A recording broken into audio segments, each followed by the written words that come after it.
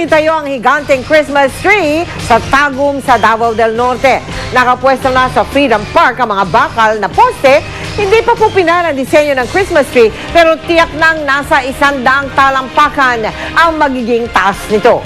Taon-taong itinatayo ang Christmas tree na naging sentro na rin ng turismo sa Tagum City. Nagpadala ang isang youth scooper ng isa pang video ng pagsabog ng pulbura sa isang cheer dance competition sa Subic, Zambales. Sa Cagayan de Oro naman, may mga kable ng kuryente na nagliyab malapit sa isang gasolinahan.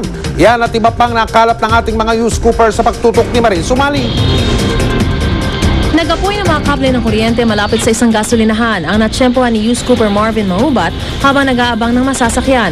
Agad naman daw rumisponde ang mga bumbero kaya hindi na lumala pa ang sitwasyon. Ito naman ang kuha ni youth scooper Joshua Leonard Reboja sa cheer dance competition sa Subic noong isang gabi kung saan nagkaroon ng pagsabog ng pulbura. Nakapwesto siya sa likod ng mga kalahok malapit kung nasan ibinubudbod ang pulbura. Kaya kuha niya ang pagsabog.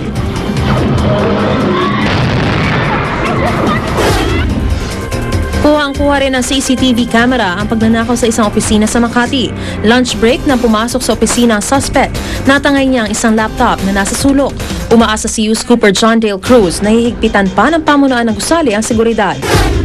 Pwede rin po kayo magpadala ng mga video at litrato ng mahalagang balita. Mag-log on lang sa www.newscoop.tv.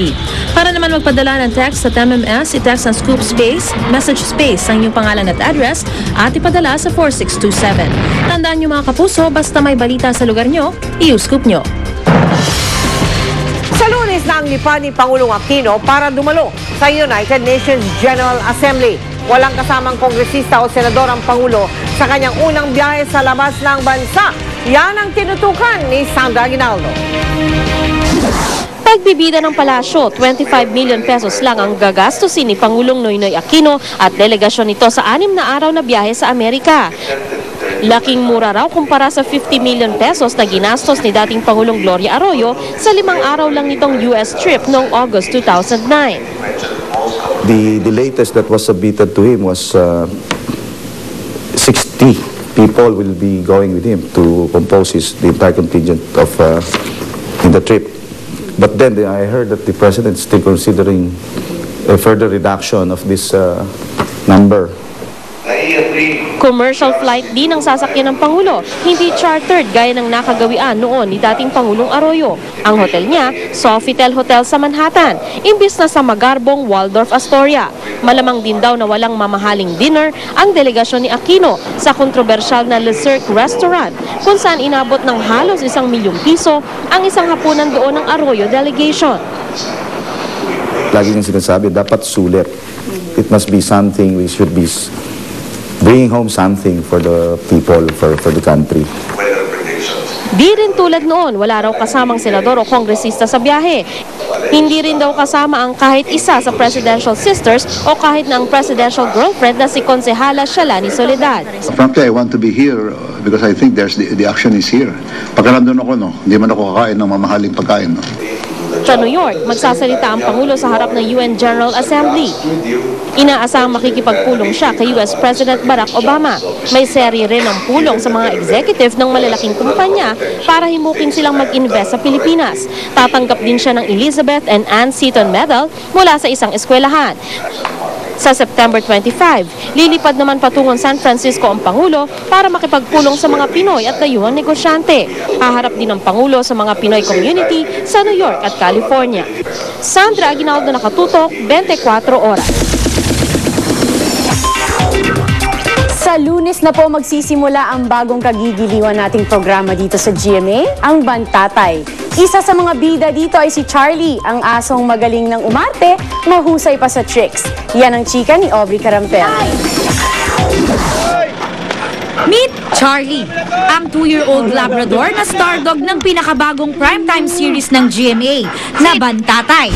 Ang role niya, ang malambing at maamong si Bantay.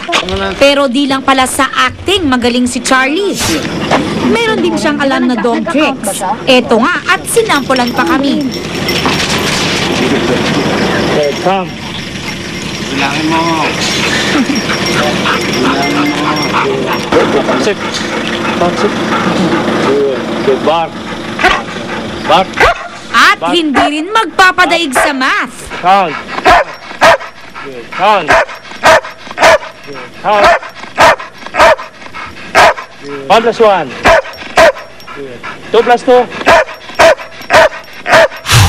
Ayon sa dog trainer na si Dennis, hindi naman daw siya nahirapang turuan ng tricks si Charlie. Siya rin ang nagturo noon ng dog tricks sa asong si Fulgoso sa Marimar. Yung breed, wala akong ang kuan dyan. Basta matalino yung aso kahit anong breed, madaling turuan.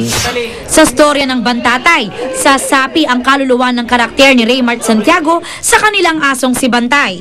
Nakakatuwa. Kasi hindi man araw-araw nakakita ka ng turuan na aso, di ba? Kaya medyo nakakaaliw. Ang ibang tricks ni Bantay ay mapapanood pag nagsimula ang Bantatay sa Lunes bago mag 24 oras. Pobre Carampel updated sa Showbiz Happenings.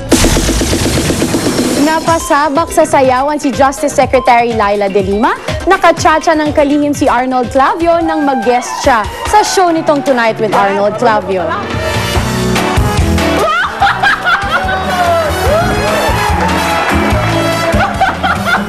Bukod sa talent niya sa dancing, napag-usapan din ang pagiging sports-minded ni De Lima.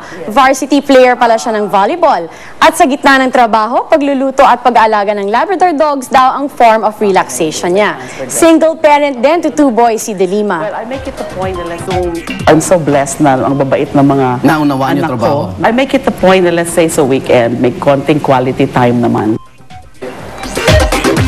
That's it for Chika Minute. By the way, please watch the final week of Pasahang Ginto and thank you for supporting our show. Sa ngalan po ni Pia Guanyo, ako po si Carla Abellana. Happy weekend. Mel, Mike?